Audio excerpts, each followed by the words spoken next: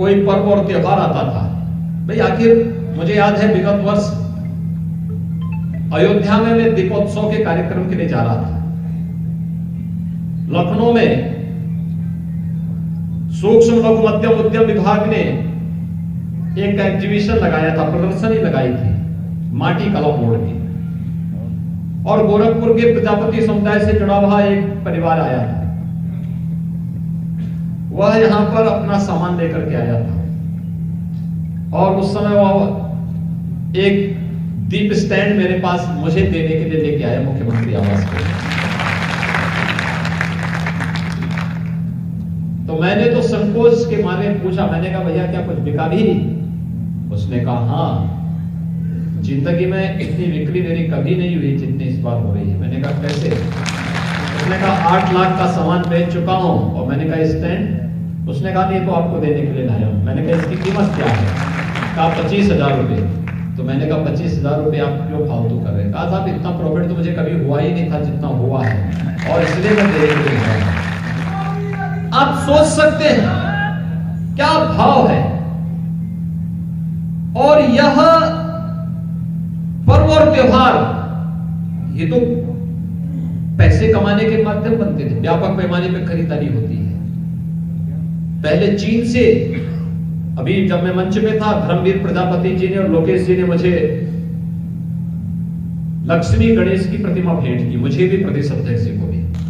कितनी शानदार मूर्ति, कितनी शानदार मूर्ति। मूर्ति दर्शनीय है, देखने लायक है, व्यक्ति के मन में एक उत्साह चमकता है, एक ऊर्जा का संचार होता है, अपने देवी दर्शन के साक्षात अनुभव वहां पे होते हुए दिखाई देते हैं।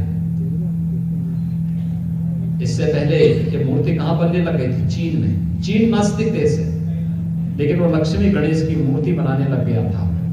और वह मूर्ति भी ऐसे कि न उसका चेहरा है, न हाथ पैर है, यानी बिल्कुल बेढंगी मूर्ति बनाते थे। और मार्केट में मनमाना वसूली करके मुनाफा कमा के हो जाता था। हमारा प्रजापति समुदाय का भाई चुपचाप बैठे रह करके तमाशा देखता था।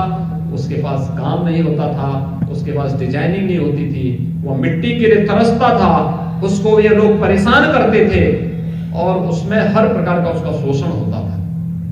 और तब हम लोगों ने माटी कला बोर्ड का गठन 2017 के बाद आने के बाद मुझे याद है जब माटी कला बोर्ड का गठन किया गया था, धर्मवीर प्रजापति जी को और अन्य उनके साथ जुड़े हुए सभी बंधुओं को बुलाया गया कि भैया इसका गठन होना कैसे चलेगा। धर्मवीर जी तो मुझे हर बार मिट्टी के कुछ नए मॉडल दिखाते थे, इस बार हम लोगों ने बनाया, इस बार ये बनाया, इस बार इस ढंग से आगे बढ़ा रहे हैं इस कार्यक्रम। और मैं कहता था देखना मैं प्लास्टिक को बैन करने जा रहा हूं, बहुत हल्ला होगा, हंगामा होगा, लेकिन आप चिंता मत करना, आप लोग अपने मिट्टी के बर्तन को इस ढंग से डिजाइनिंग करिए कि हर घर में पहुंच जाए और हर परिवार इसके साथ जुड़ जाए।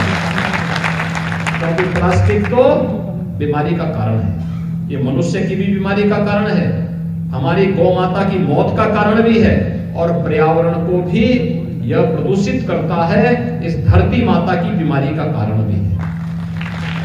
ये तमाम प्रकार की बीमारियां जिस प्लास्टिक से हो रही है, इस प्लास्टिक को बैन करना है। और इसको बैन करने के बाद हमें इसका विकल्प उपलब्ध कराना है। और मैं धन्यवाद दूंगा प्रजापति समुदाय के लोगों को, उन्होंने मेहनत किया, प्रशिक्षण लिया। माटी कला बोर्ड के पदाधिकारियों ने गांव-गांव में जाकर के उस कला को, क्योंकि ये तो स्वाभाविक आपके जीन्स में कला है, रचनात्मकता है, कला का मतलब रचनात्मकता है, और उस रचनात्मकता को समाज के सामने प्रस्तुत किया। आज आप देखते होंगे चीन की मूर्तियां आनी बंद हो गई, अब दीपावली के दीपक भी यही बनने लग गए हैं, हर घर में बनने लग गए हैं, और उसमें भी नए नए डिजाइनिंग आ गई। मुझे याद है 2017 में जब हमें दीपोत्सव का कार्यक्रम अयोध्या में करना था, तो दीपोत्सव के उस कार्यक्रम के लिए हमें 51,000 दीपक नहीं मिल पा रहे थे, और इस बार हम 9 लाख दीपक जलाएंगे अयोध्या में, मिट्टी के 9 लाख दीपक। और एक अयोध्या और उसके आसपास के जुड़े हुए प्रजापति समुदाय के लोग ही बना रहे हैं सभी दीपक। सरकार उनसे खरीदेगी, फिर दीपक जलाने का काम करेगी। मिट्टी पहले वर्ष दिक्कत हो रही थी, उससे पहले क्योंकि सरकारों ने तो सभी तालाब पोखरों पे कब्जा करवा दिया था। मुझे याद थी, मेरे पास गोरखपुर के प्रजापति समुदाय से जुड़े हुए लोग आए थे एक बार, टेराकोटा का बहुत अच्छा काम करते हैं। उन्होंने मुझे बताया था एक बार कि गांव की मिट्टी जहां से लोग लेते थे, सपा सरकार ने उसका पट्टा किसी दूसरे को कर दिया है, अब वो मिट्टी नहीं निकालने देता है। मैंने तब प्रशासन से काफी मेरा विवाद हुआ था कि आखिर इनको मिट्टी क्यों नहीं मिलेगी, मिट्टी मिलनी चाहिए। और हमारी सरकारें, हमने कहा अप्रैल से जून तक फ्री में हर तालाब प्रजापति समुदाय के लिए फ्री में मिट्टी निकालने के लिए, और कोई रोक टोक नहीं है, मिट्टी को इकट्ठा करके रखें और उसमें जरूरत के हिसाब से बर्तन बनाएं। आज समाज का एक जीवन चक्र जो चलता है एक दूसरे पर आश्रित होकर के, आज प्रजापति समुदाय से जुड़े हुए बहुत सारे लोग उस व्यवस्था के साथ जुड़ करके समाज स्वयं के स्वावलंबन के माध्यम से समाज के स्वावलंबन का कार्य कर रहे हैं। भाइयों बहनों, एक पक्ष यह आर्थिक पक्ष और दूसरा पक्ष जो हमारा धार्मिक पक्ष है। पर्व और त्योहार आते थे, जब कमाई करनी है, जब आस्था का सम्मान करना है, तब प्रदेश में कर्फ्यू लग जाता था। कर्फ्यू, दंगा, बड़े बड़े दंगे, क्योंकि पिछली सरकार की फितरत ही दंगों में थी।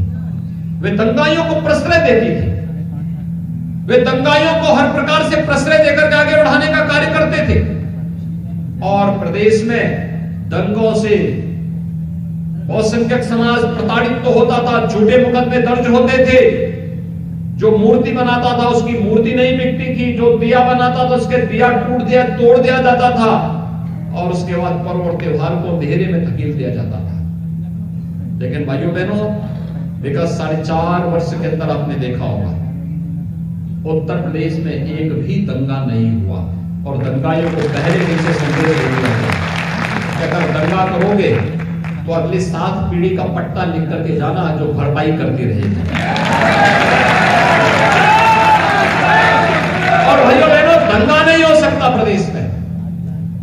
पर्व और त्योहार किस खुशी के साथ मनाए जा रहे हैं। कल ही आपने देखा होगा उत्तर प्रदेश के अंदर, मैंने पूछा भी कितनी जगह मूर्ति रखी जाती है, तो मेरे पास जो सरकारी डाटा आए थे वो आए थे 41,000 स्थानों पे।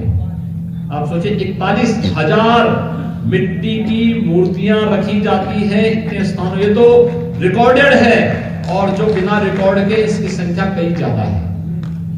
मैंने कहा कहीं विवाद, कहा सब कहीं विवाद नहीं। मैंने कहा मूर्तियों का विसर्जन कल शाम को मैं जब इसकी समीक्षा कर रहा था, तो मैंने कहा 41,000 में से कितनी मूर्ति निकल गई हैं, तो शाम को मुझे 6 बजे बताया गया कि 32,000 मूर्तियों का सकुशल अब तक विसर्जन हो चुका है। अब ये विसर्जन अभी 1 सप्ताह तक अलग अलग तिथियों में अलग अलग स्थानों में होता है, ये क्रम चलता रहेगा। आखिर ये 42,000 से अधिक जो मूर्तियां बनाई गई होंगी, ये भी तो किसी आप जैसे कलाकारों ने बनाई होंगी। कितने लोगों को रोजगार मिला होगा, और रोजगार उसी में नहीं, रोजगार दीपक भी जले होंगे, उसमें भी रोजगार मिला होगा। जिन लोगों ने सजावट की होगी, किसी ने कपड़ा, किसी ने वहां पर श्रृंगार के लिए सामग्री, किसी ने कुछ अन्य सामग्री, कितने लोगों को रोजगार मिला होगा। कलाकार जो आए होंगे, मूर्ति को आरती गाने के लिए भी, पूजा करने वाले को भी काम मिला होगा, वहां पर बिजली लगाने वाले को भी काम मिला होगा, पंडाल लगाने वाले को भी इसी बहाने काम मिल गया होगा। कितना जीवन चक्र बना हुआ है, इतने लोगों को रोजगार के साथ जोड़ने का एक माध्यम ये बना होगा। और ये रोजगार का माध्यम बनने के साथ साथ सकुशल पर्व और त्योहार किस तरीके से संपन्न हो रहे हैं, आपने अभी विजयादशमी को देखा होगा, नवरात्रि में देखा होगा, शारदीय नवरात्रि का पर्व कितनी भव्यता के साथ, कितनी सुंदरता के साथ, यानी आपके उत्साह और उमंग के सामने कोरोना भी फेल हो गया। पूरी दुनिया को तबाह करने वाला कोरोना आपके आपके उत्साह और आपके उमंग के सामने फेल होता हुआ दिखाई दिया। जब शारदीय नवरात्रि को और विजयादशमी के इस आयोजन को पूरी भव्यता के साथ संपन्न करके उत्तर प्रदेश ने बता दिया कि नहीं, अगर उत्साह और उमंग है, हम सभी नियमों का पालन करेंगे तो कोरोना अपने आप फेल हो जाएगा।